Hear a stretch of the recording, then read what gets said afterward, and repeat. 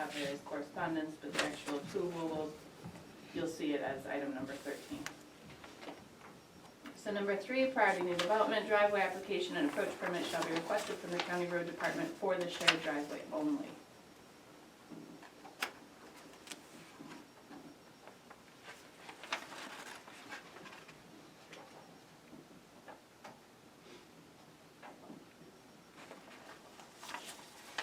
Number 4, the shared driveway for tract 1A and tract 2A must be constructed prior to final plat approval.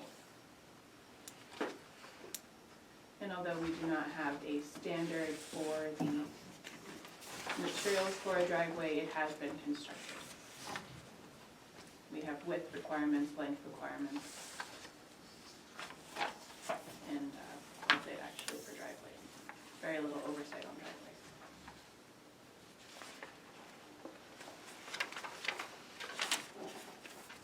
Number 5, are you ready to move on? Or do you want me to slow down? I'm ready. Okay, sorry. Number 5, information on the driveway length to tract 1A and tract 2A shall be provided to the Broadwater County Planning Office. Driveways 500 feet or greater shall be designed meeting Broadwater County subdivision regulations, and a turnaround or hammerhead T-turnaround shall be provided for emergency vehicles with a 3-point turnaround ability, and there's actually a cul-de-sac constructed there.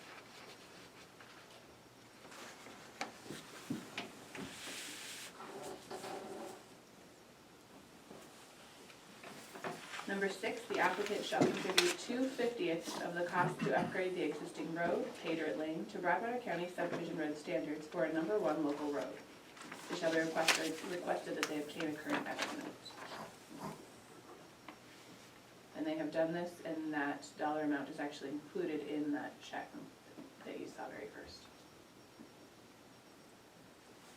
Number 7, the applicant will be required to submit the preliminary and final plat drawings in electronic format to Broadwater County in ArcGIS, AutoCAD, or MicroStation format. And those have been sent to me. I have those. I have a quick question on number 5. So the tract 5A, the access point, is that going to be on Silos Road?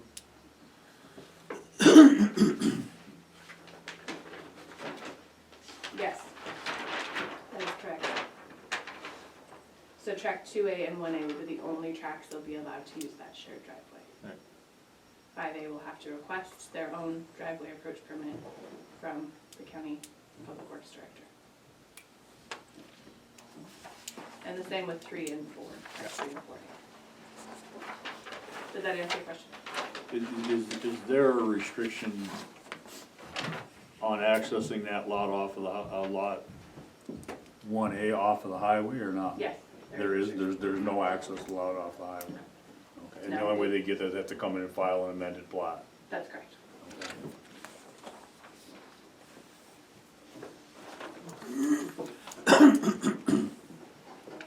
Are you ready to move on? Number 8, plans for the location and installation of individual mailboxes shall be reviewed and approved by the U.S. Postal Service prior to installation. A letter of approval from the local post office here. Number 9, the applicant and the Fire Protection Authority having jurisdiction shall use their best efforts to draft a fire protection plan specifically for this subdivision in accordance with Broadwater County subdivision regulations. The plan should be equally acceptable to the FPHJ, the applicant, and the county governing authority. The plan shall adequately address the fire risk analysis, all findings of fact, and appropriate mitigation measures. So you have a signed and approved fire plan here as well.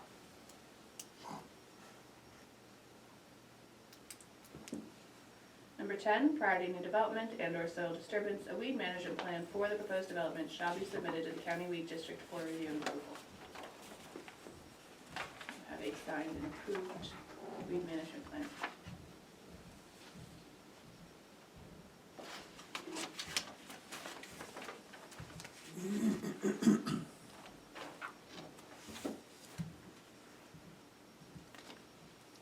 Number 11, all developer proposed covenants must not be contradictory to the commission required covenants.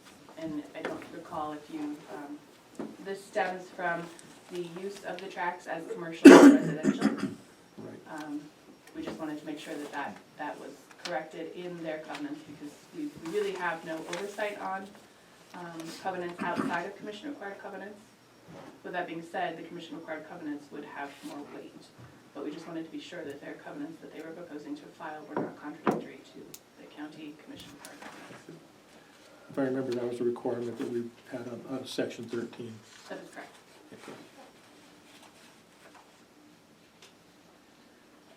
Number 12, the book and page reference to the restrictive covenants filed with the county clerk and recorder shall be indicated on the face of the final plat. Any amendment to the commission-required covenants will require subdivision review. In addition, covenants revocable or alterable only with the consent of the Board of County Commissioners shall be placed upon the property and shall provide for the following. A, per the subdivision application, all lots shall be used for residential purposes only, and that's what that number 11 was reflected. B, notification of the potential health risk from radon concentrations, and that such risk can be evaluated through soil tests and mitigated through radon abatement techniques incorporated into structures. C, a notification that each driveway access for individual lots will require an approved driveway application and approach permit prior to installation of a private driveway on the county road, Silos Road. D, a notification that all dwelling units within the subdivision should be constructed to specifications which meet or exceed equivalent provisions in the applicable state building code for the seismic zone, which is zone 3. E, notification of the potential degradation of existing emergency services due to the potential for growth in a rural area. F, any additional replacement or relocated utility lines shall be installed underground in accordance with county subdivision regulations unless otherwise determined by the utility provided. G, any exterior lighting shall be directed downward to minimize visibility beyond the property line. H, notification of the presence of agricultural operations in the vicinity. I, a waiver of the right to protest to join a special district for the purpose of providing community water and or wastewater treatment system improvements and or maintenance. J, a restrictive covenant binding the landowner, any heirs, successors, and assigns, and all future owners of property within the subdivision, agreeing therein to hold Broadwater County harmless and indemnify Broadwater County from all claims, demands, obligations, suits, causes of action, damages, and liability, including the county's costs and attorney's fees arising in any manner whatsoever out of or relating to the existence, use, operation, repair, and or maintenance of the following. Sub-item 1, earthquake fault zone and any seismic activity, and number 2, water availability. K, each lot shall be maintained in a clean, attractive, and weed-free manner. Noxious weeds must be pulled, sprayed, or cut prior to seed maturity. L, a prohibition of the storage of foods, garbage, or continuous feeding of domestic pets outdoors or other activities that creates an attractive nuisance for wildlife species. Hay or alfalfa storage and feeding are not prohibited where livestock are permitted. M, lots shall only allow for livestock if a small acreage livestock management plan is reviewed and approved by the county extension agent and submitted to the county. Each lot owner shall be required to create and adhere to their own livestock management plan. N, all cats and dogs must be restrained, penned, or otherwise under the control of their owner at all times. O, address numbers shall be clearly marked at the driveway entrance to each lot and be easily identified from the road. Number 13, prior to filing the final plat, the following improvements shall be installed or otherwise guaranteed. A, any necessary improvements required by the stormwater drainage plan, weed management plan, fire protection plan, or approach permits.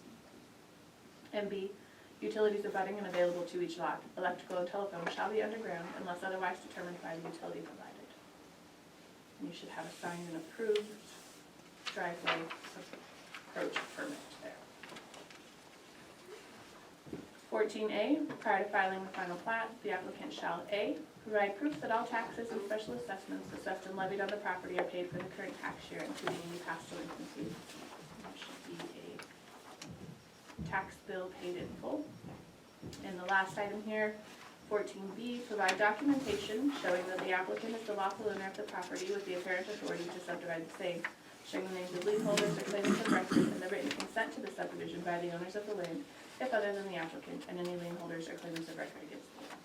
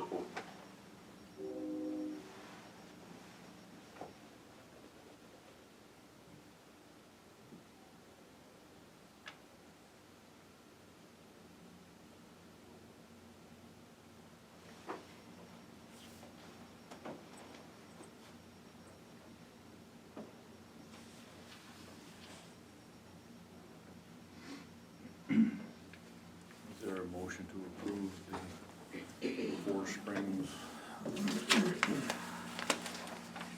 We had two issues in the preliminary plat process. One was the commission required covenants, and Nicole redrafted those to address that mitigation issue, and the other one was the shared driveway, which is currently in our regulations as allowed. So based on the fact that they have met all the appear to have met all the preliminary plat requirements, I move that we support the Four Springs minor subdivision for final plat approval. Is there a second? I'm trying to read this here one more time. I have a question for you, Mike. Yes. So, Nicole, you talked about the lighting out there being a downward light. Correct. So I don't know, does the building that the Junction Bar built, if they have that same requirement and the same for the first storage unit going down the road? Unfortunately, no, because those were not part of a subdivision with commission required covenants. So that's actually a commission required covenant that's been added, I want to say 5 years ago. It was actually brought about by a citizen request, and we've added it as a commission required covenant so that we actually can enforce it. But to answer your question, those were not subdivisions that had commission required covenants. Okay. Because I know that it can be problematic. Who they are.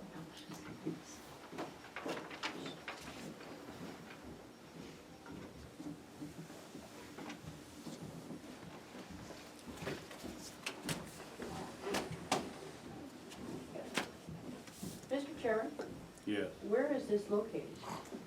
right behind the Silos Junction bar. Oh, okay.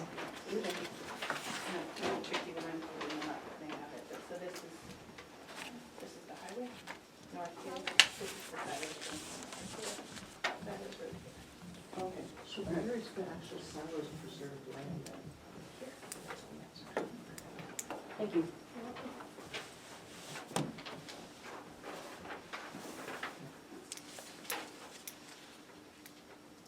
Do we have a second? Yeah, I'll second that motion. A motion been made and seconded to approve the Four Springs subdivision for final plat. Is there any further discussion? All in favor? Aye. Aye, opposed, same. Motion carries. If you want to start signing those, There Darryl. should be 4 copies there, just make sure you use the special one. Please.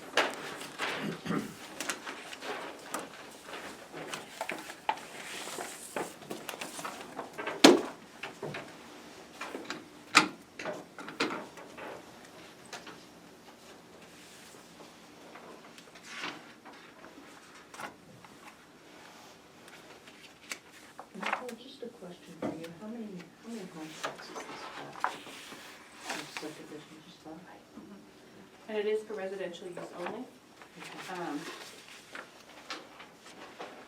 If any of these potential lot owners should decide, because, this one seems like it's an location for commercial, they all do, but if they decide they want to use them for commercial purposes, they would have to come back to the process and do a separate hearing.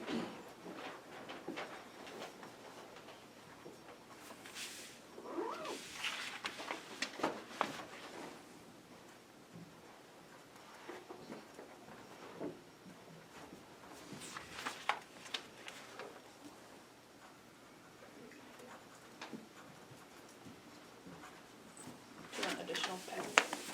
I guess it doesn't matter. We need additional arms. Yeah, so we can sign all at once. That would be helpful.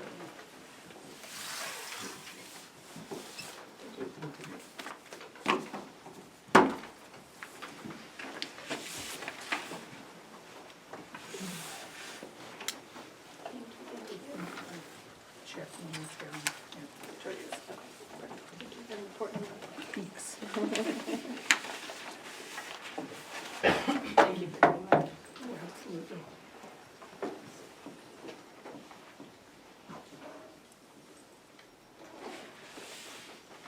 I need to see, sign the recording.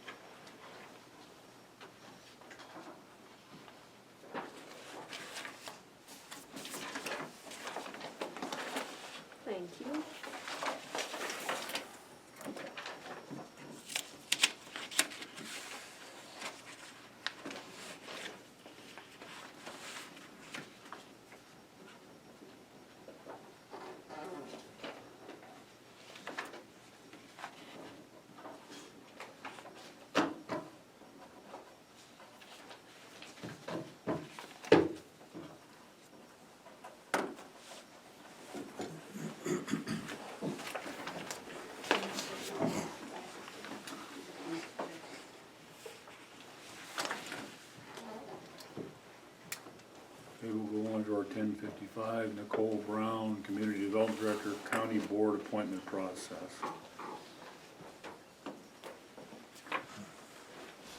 So I know we spoke about process last week. 3 packets here. What you have in this packet, the cover sheet is a list of the boards that we have in the county with vacancies. And as I spoke about previously, vacancies are also expiring terms. So even if an existing board member wishes to stay on that board, I've still just identified it as a vacancy. We're sending them all out to the public to be able to apply for these positions. The second item in your packet there is the actual spreadsheet highlighting who is either expiring or where there's a vacancy. Thank you so much.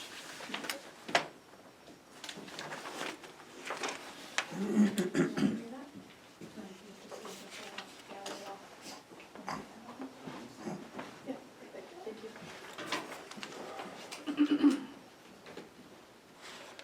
So with that being said, I have emailed each of these board managers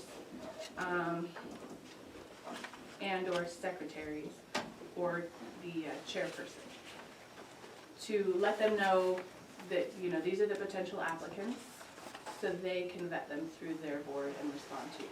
To date, I've heard back from 2 boards, members that they would like to see on their board. So if you want to go over that today, we can go over those 2 boards. And then you're suggesting we just kind of wait on the next ones for And just simply because later date? Yes, I have not heard back from the other board managers, secretaries, chairpersons, depending on how that board is ran. Can I request that we wait on all of them and do them all at once? Yeah. I'd like to do it this calendar year, but I don't mind this time waiting until January. Just so that we give everybody a full and equal opportunity. Even for those boards we've heard back from, if there are still people who are interested and thought they had till the end of the year, I wanna make sure that we give them ample opportunity. Yeah, that's a great idea. And actually, I've heard from a few people that are kind of doing some late Yeah, stuff, so Certainly. I think it's a good idea to wait. I know we discussed about changing how we do our terms. Is that something that we wanna do? We wanna discuss some more? You know, instead of doing one year term and have it messing up the cycle, just to do a 3-year term? yeah, and I don't think we necessarily, I think we're all in agreement Okay. already, so I think when we do go in, I Mhm. think what we need to do is establish this is position number 1, or A, 2, or B, and then attach the term to those positions, just like our commission seats. Right. These are, each of our seats is attached to a district, which is attached to a set number of years term, or term from, 2001 to 2007.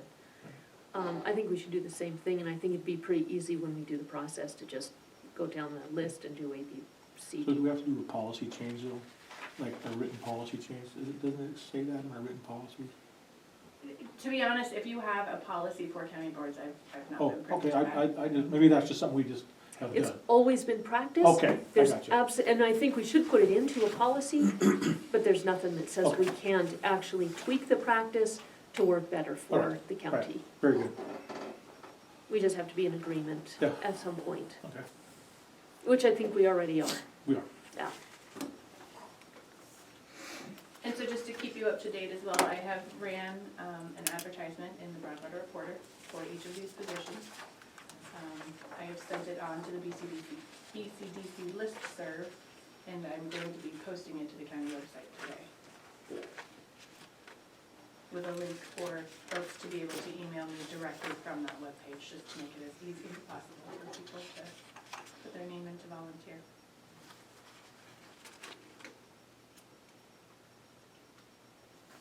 And I've been in contact with every single board, whether it be, simply a member or the chairperson or the secretary or manager, just letting them know, hey, you have these terms expiring or vacancies.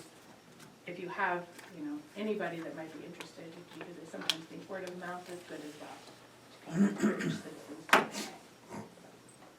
That's where I'm at with these. Nicely done, Nicole, thanks. I have all of the letters of interest categorized by board, so if you ever want that, I just was not going to waste the paper to send you the letters of interest, but if you want them, certainly just make that request. I think Debbie had a question, Mike? I think Debbie had a question. Oh, yeah. Since the trust board, excuse me, has 3 board members whose terms expire December 31st. We have a meeting January 7th. Will you decide if they're on or off or somebody new before our meeting, January 7th? Or is it officially just extended? If I may address that, Go ahead. there's no worry here. Yeah. So we should be modeling what we do off of the state. The governor's appointed boards, there's also a deadline, and oftentimes you don't have the approval through the Senate process until a month or 2 later. But those members are still continuing until a decision is made. It's the same thing. Just because we're giving people more of an opportunity doesn't mean that we're going to all of a sudden drop a board in that process. Right, I just Yeah. wanted to be that. There Yeah, was concern that they want to make sure that they can legally vote and we have a quorum Yeah. and all of that at our January meeting. yeah. I mean, I can see if you guys, after the first year, you change your board members as far as for what their function is, that could maybe affect that a little bit, but I think we're good. Mr. Chairman, I think traditionally, board membership has continued unless that person has resigned, Yeah. just because of this. Yeah. Yeah.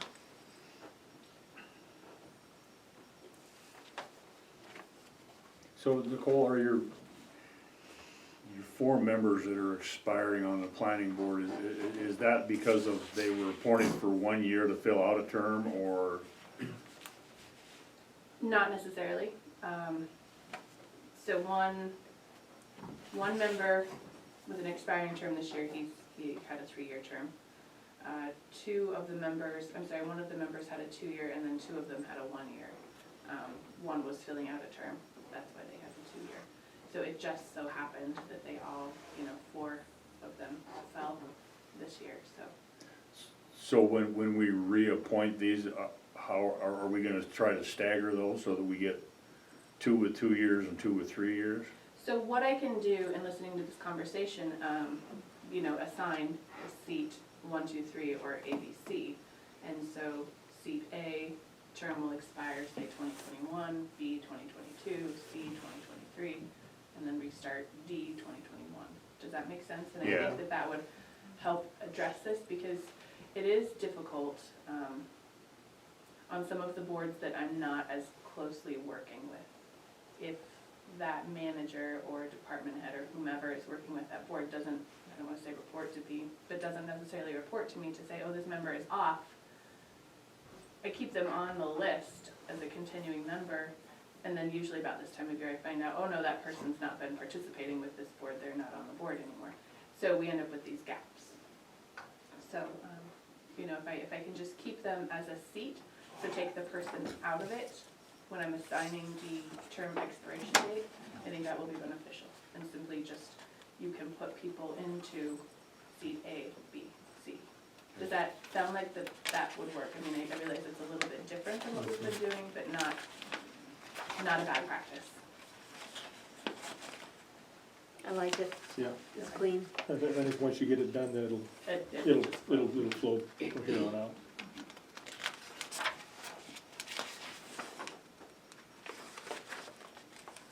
So then when it actually comes time for you to appoint the member, I will leave that at your discretion. I can create another spreadsheet, with some ABC vacancies, if you will, and you can assign a citizen to that spot, if that works for you, instead of me taking the discretion and just deciding who goes where.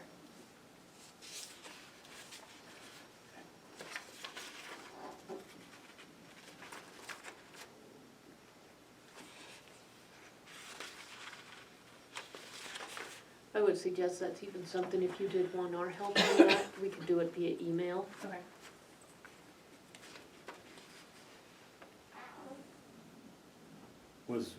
Did we have a request for, weren't you a non-voting on the trust board? Correct. And I do have his letter, and I have his letter of recommendation from the trust board chairman, which is to Okay. appoint him as a non-voting member. And Doug Brecker also, right? Doug Becker has submitted a letter of interest that he would be willing to serve in either capacity, voting or non-voting. Oh, okay, okay.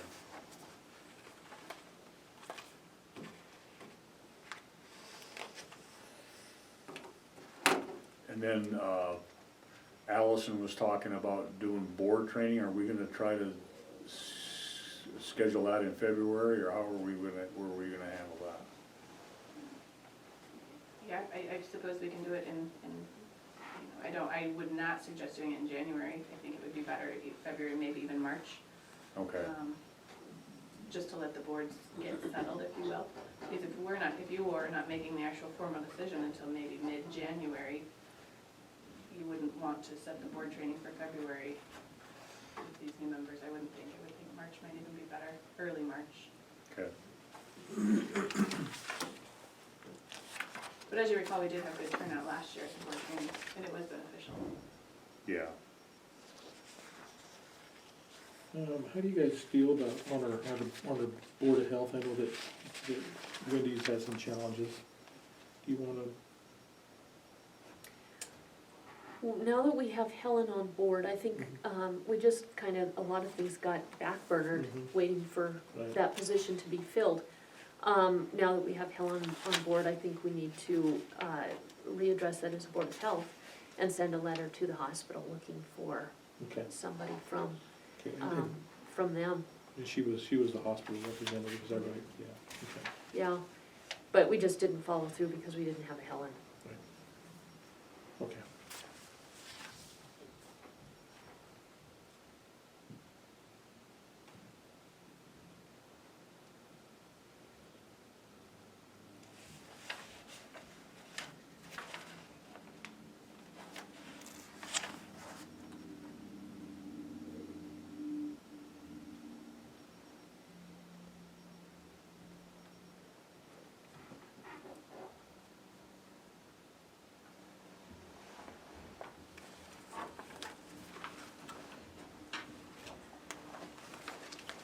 Thank you, Nicole.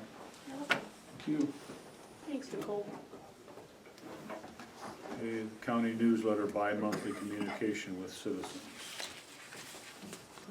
So we don't have a draft or anything yet, and the main reason is because last week we actually changed our plan. It's kind of sounded like, and since we changed it, I thought it should go on the agenda to change it officially.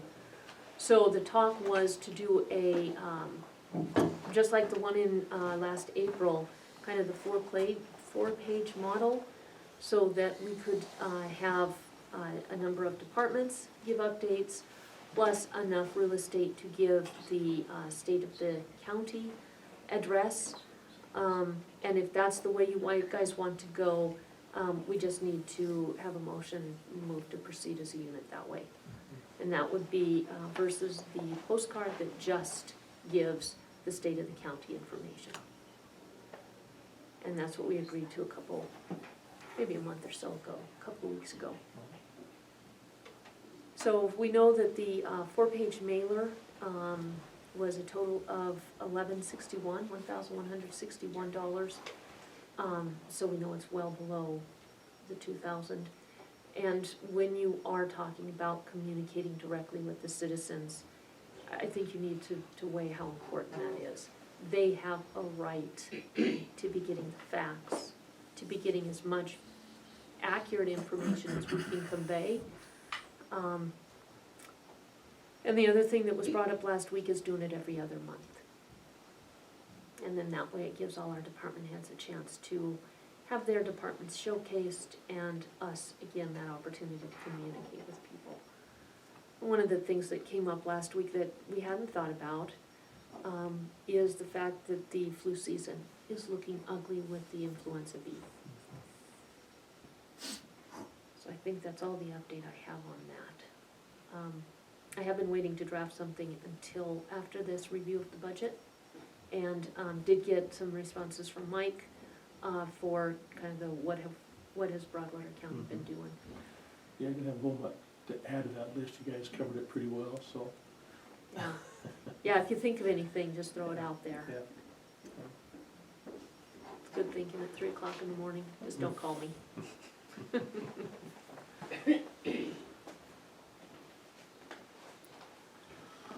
I guess I was gonna ask, did we kind of determine who's gonna publish this, or how, we can kind of put this together, or anything? Yeah, well, we should put it together in-house. That's not something we need to pay somebody to do. Right. We've got professionals that can put that together. As far as the printing and mailing, EDDM is the least expensive for mailing. And then as far as printing, I say we just go with whoever's least expensive.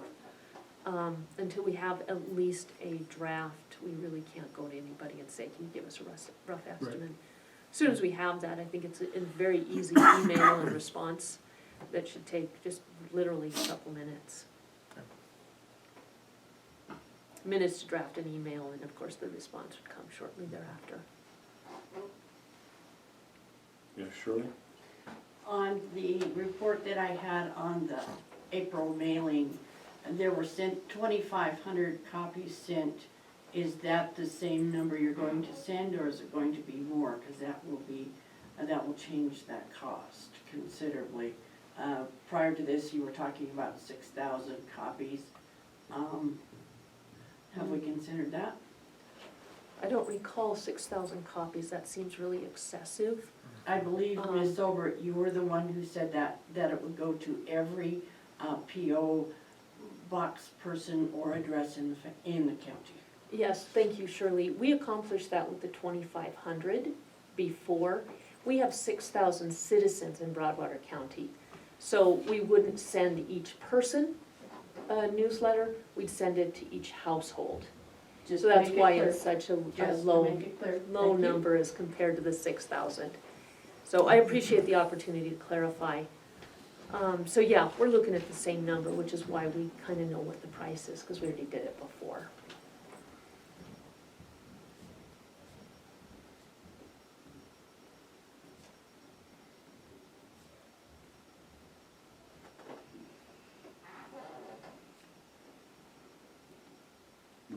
We don't know if that cost is gonna be, we don't know what the comparison is compared to the postcard. No, but we know the postcard's gonna be less, so $11.60 is the highest cost that we know of. Postcard, probably 800, give or take, Okay. yeah.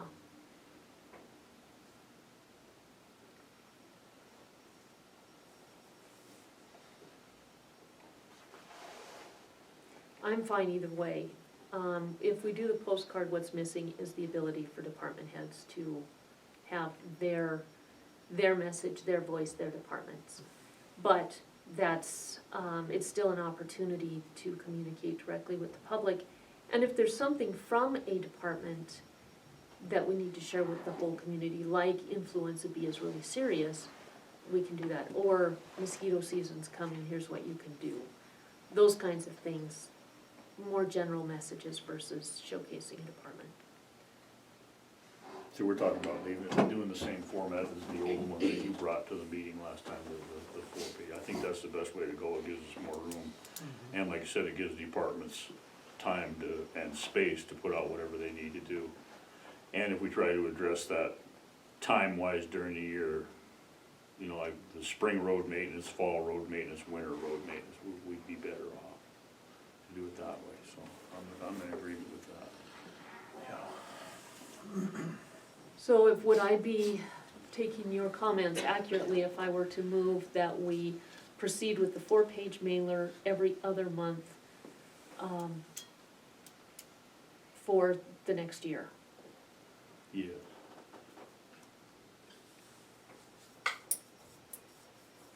Yeah. I think we all agree that one of our biggest challenges is communication. I'm willing to give this a shot. Yeah, and we can reevaluate next December and see, you know, and as we go, what's working, what isn't, what format, those kinds of questions. Is there any further discussion or comment, Tim? Mr. Chairman, Commissioners, one of the things I was just thinking about as we keep moving forward on this communication program to enhance that, One of the things that is available with the local paper, the Broadwater Reporter, is an insert. There's a price on that that may be applicable to getting the word out to the people. I know not everybody gets the paper, but it's something that would be considered to help enhance that communication. And then just last but not least, I'm gonna back up the bus a little bit. I asked Nicole for a copy of the information you guys discussed on the board appointments discussion, and there wasn't one available, so I'd like to see if I could get a copy of that. Thank you. I would Can I- be happy to make sure Tim gets a copy, but I would caution us not to give out people's private phone numbers or emails. That is not public domain, so just the list is what we should be giving, not the spreadsheet. Is that what you had? That's exactly what I was going to Okay. say, yeah. Mr. Evandel asked if I had a copy available. I currently do not have a copy available. So I'm happy to get him a copy, but only the cover page. Gotcha. Okay. So do we wanna, you made a motion to move forward with this bi-monthly newsletter. Is there a second? I will second. Any further discussion? All in favor? Aye. Opposed, same. Motion carries. Okay, we'll move on to our county budget review.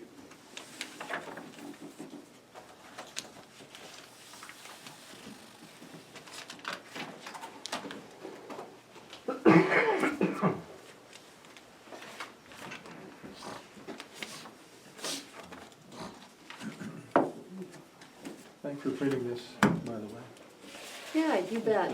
And it, you know, I have to say, our budget training at our last MACO training really aligned with this. And so it was good. I see some trends there that Commissioner McGinley was talking about. So, Ours just starts when we did the transition, you know, to Blackfoot, just for ease. We can certainly go back further than that. I think Mike's right to be at requesting the information he requested at that training, and we should put that together. right. But yeah, looking at the trends, it's eye-opening, yeah. It is, and you guys probably have more insight than I do, like the district court, for example, the change in the cash balances, yeah. You know, you can see that in 2018, there was a big change there, and I'm not familiar enough with what happened then. Do you guys have an idea why that changed so drastically there?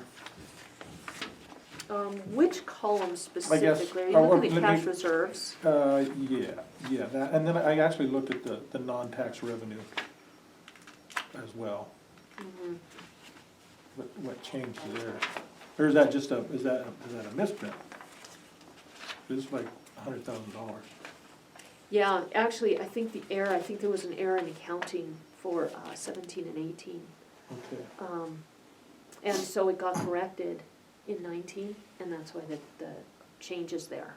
okay, oh, Yeah, so okay, literally it's almost the 100,000 yeah, was a typo, okay, yeah. all right. Now, it's not totally that simple, but that's what it was. For me, I looked, starting at 15, there was 21% reserves in fiscal year 15, it went down to 1. Right, It's just, all of a sudden, it just disappeared. There were a tremendous number of funerals in 15 and 16, I believe it was,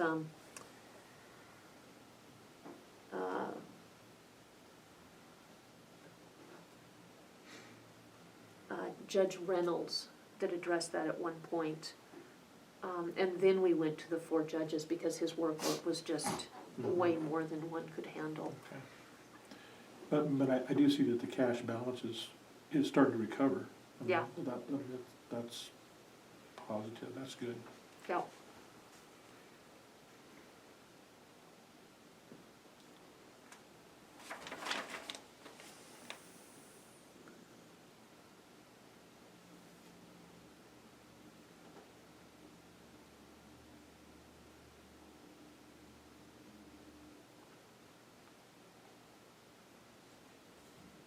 don't have any more questions on that. That kinda helped, that explains a little bit why that, such a big difference there.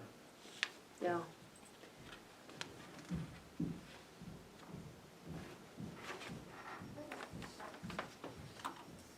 Weed looks like they're doing pretty good. Yeah, weed, that's one of our strongest, so I'm gonna take you back into some history.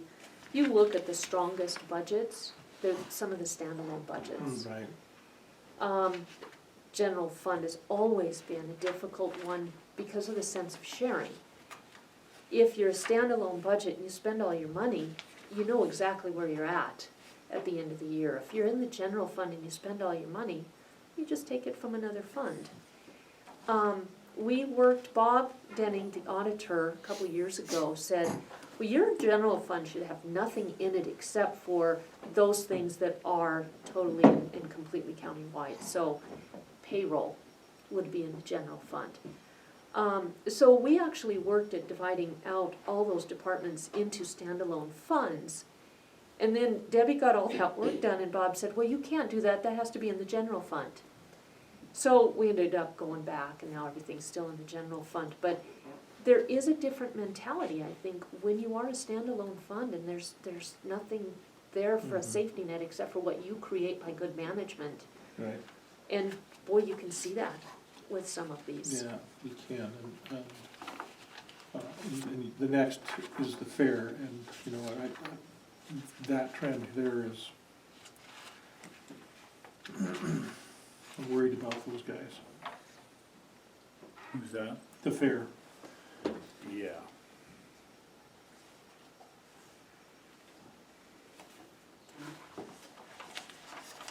but I've noticed that their budget's decreasing from 2017 and the projection for fiscal year 20. They, I'm not sure why that is unless it's to compensate for the cash reserves that decreased so much. So as the cash reserves decreased, spending had to decrease because it's the only way to balance the budget.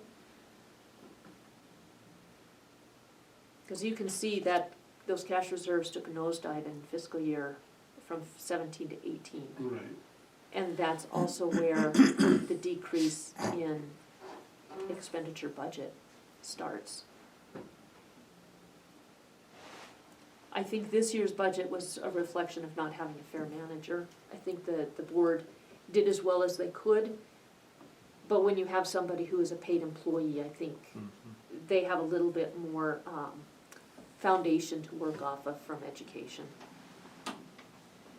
You look at column number 6, property taxes, that's been increasing. Right. After fiscal year 18, what happened there was in 17, we took money from a bunch of the other funds so that law enforcement didn't have to realize the loss in mills. Everybody else absorbed that just because it was an awful time and we didn't need after Mason's death, we didn't need that department to deal with that. So that's one of the reasons you see a decrease there in property tax.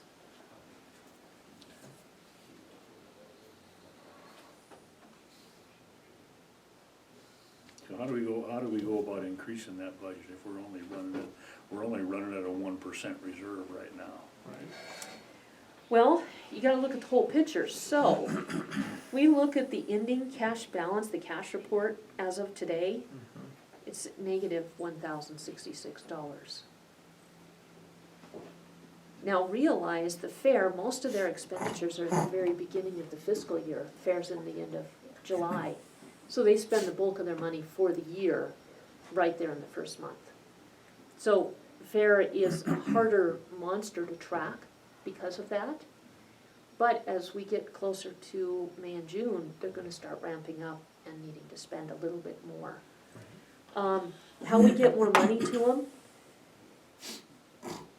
I think it's going to help combining fair and extension. I do think there's an opportunity for savings in manpower there, or person power, so that more money can be spent to produce the fair. I also would like to see if there's grants out there to apply for. Jessica talked about the conference she went to for fair and how inspired she was. What ideas do they have? What are other communities doing to fund their local fairs? So I think one of the problems they're having right now is, once the new fiscal year starts, they don't have those cash reserves to carry them into November. And we need to find a way to help them do that, I guess. Yeah. And it may be like some of our other departments, we need a plan. Once we get the plan, we can go ahead and provide, some kind of assistance. But we've got to have a plan, Right. because we need to see that this is gonna be turned around. Yeah, exactly. But yeah, you can see the trend. Yeah. Airport's strong. One thing with the airport is, of course, they didn't get any mills this year. Mm-hmm. So next year we'll have to make sure they get some mills because we don't want their strength to turn around and go the other direction. And they do have a project coming up too, Yeah. so. Mosquito still looks good.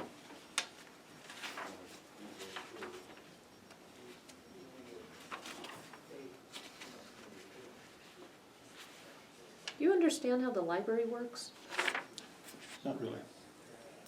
It's a little bit different monster. It's a vote of the people that created the school county library as a combined unit. Mm-hmm. So what they do every year is send us a letter that says, this is what we need for the library, and then we match that with funding. So. So, We've been paying that out of PILT, it looks like, right? no, Some we of do it- have a CIP from PILT. Okay, that's what that's for, okay. Yep, and that would be for something major that breaks down. A couple of years ago, there was a kind of a system-wide failure, I think, of their computer system. So because we had a CIP, we were able to partner with the school and take care of that. Okay.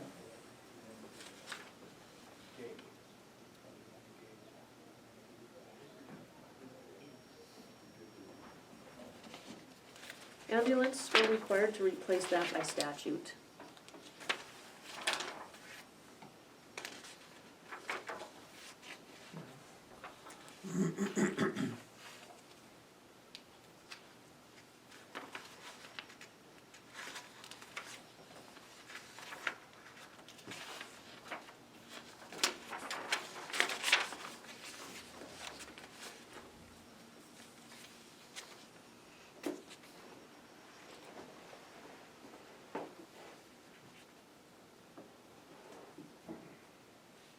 See, it looks like the museum's cash reserves are kind of going down as well, huh? Yeah.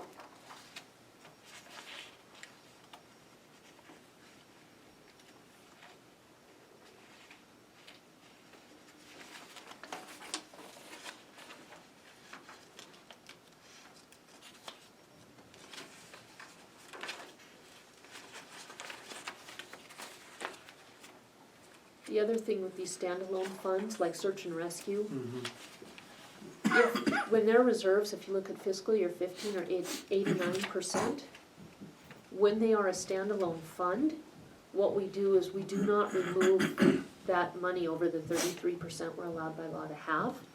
What we do is move everything over the 33% into a CIP. Right. And what that is getting away from the use it or lose it mentality into the, if you don't need it, don't use it, and we'll put it in a savings account for you so you can use it on something else later. Mm-hmm. We started that in 2013.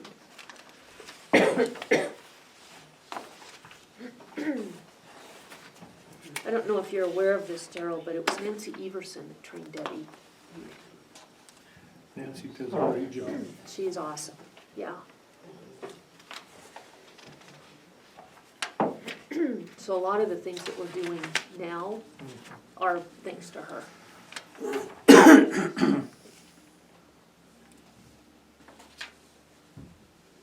So when you guys land on community development, that's one we should talk about. Right, that's what I'm at.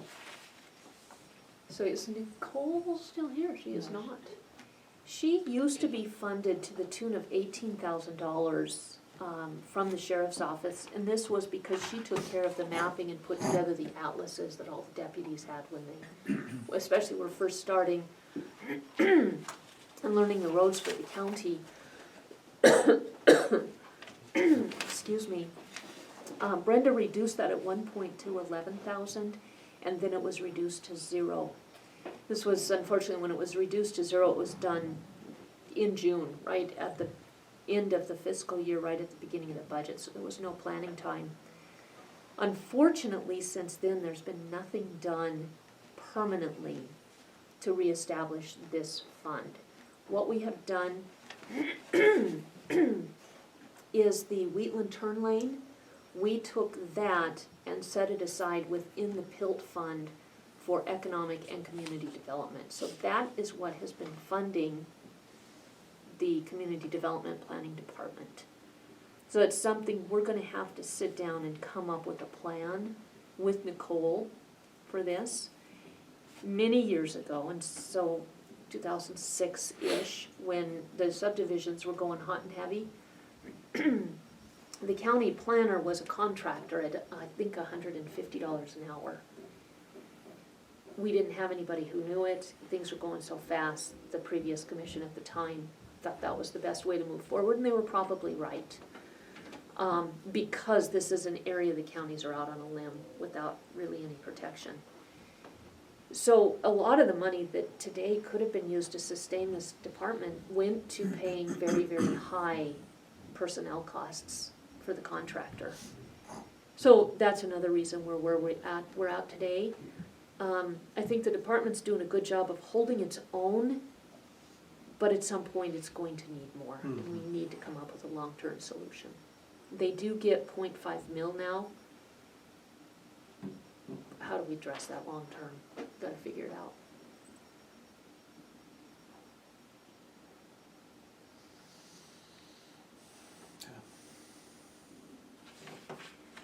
The non-tax revenue, that's the money that came out of the Wheatland turn lane, right? That is correct, yes. And you can see Debbie moves over just enough to keep that department afloat. There's no cash reserves. Right. Cash reserves.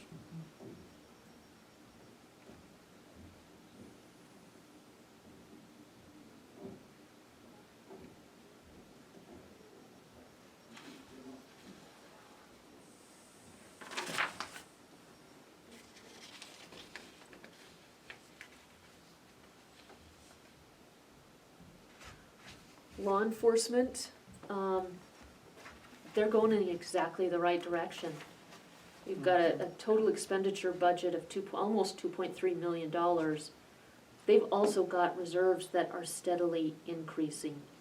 Fiscal year 18 was 4, 19 was 8, now it's 9, so they're going in the right direction. I do think bringing in Bill Jaroki was a really good move.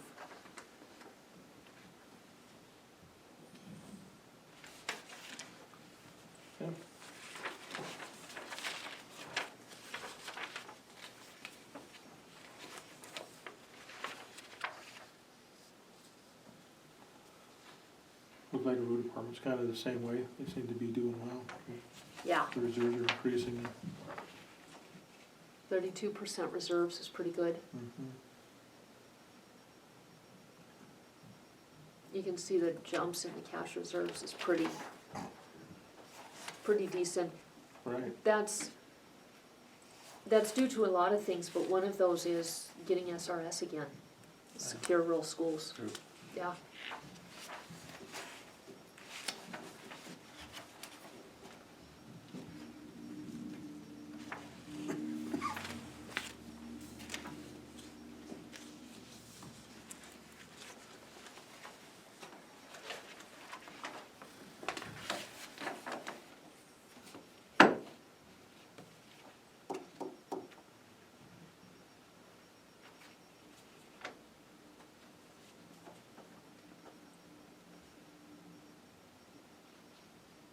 So we don't really know what our revenues are for solid waste yet, right?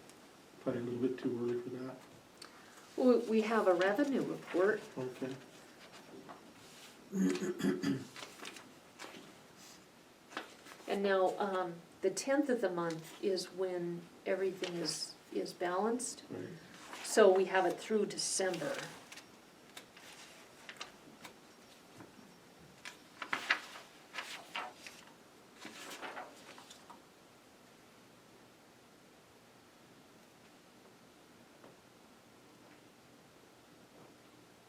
It doesn't look like it's reconciled with taxes yet, so it's showing, received year-to-date 39.9. That seems really low, so for the month, 4,000 in revenue, and it's just from disposal charges, so we don't have any of the fees recorded yet. Any of the tax assessments, we don't have, Exactly. we don't have that in there. Right. Yeah, That's what I'm looking yeah, for. The assessments are.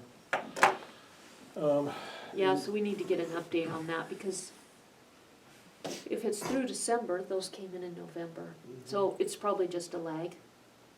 So is that 39, that's the stuff that we collected basically at the transfer station? That's exactly right, yeah, And that's only for 39,000. 5 months, right? yeah, So she was projecting 60 for the year, so we'll be well above that. yeah, yeah. If she continues on that track, we're gonna be much improved. Yeah. And then, also the savings cost of tipping fees Oh, yeah, Yeah, and transportation and all that. yeah, I think that's gonna add to that. and that's just it, it's revenue's part of it, Right. but not the whole picture. So,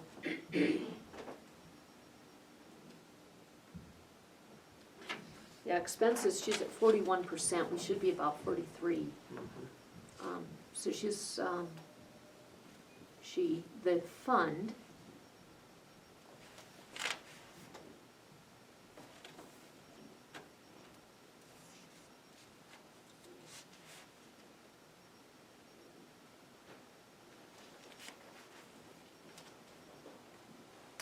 yeah, it's showing the fund right now, tipping fees is at 47% committed already. So right here, it's not showing any savings yet. My expectation is, once we get that presentation, we'll have a Right. much better picture. and I would think that the reason that that's probably not shown, I think, is because she had less tipping fees figured into the budget. If she would've went with the tipping fees from last year, you'd probably see you'd probably be at maybe about 39%. Oh, you're 100% right. Because Yeah. everything that was figured into the budget was figured off the new amount coming in. Yeah, so she's tracking with So her. she's tracking right where Her she new was, budget. what she was projecting with that in it. Yeah, good point. The other thing with that too is the expenses are much more up to date Right. than the Yeah. revenues.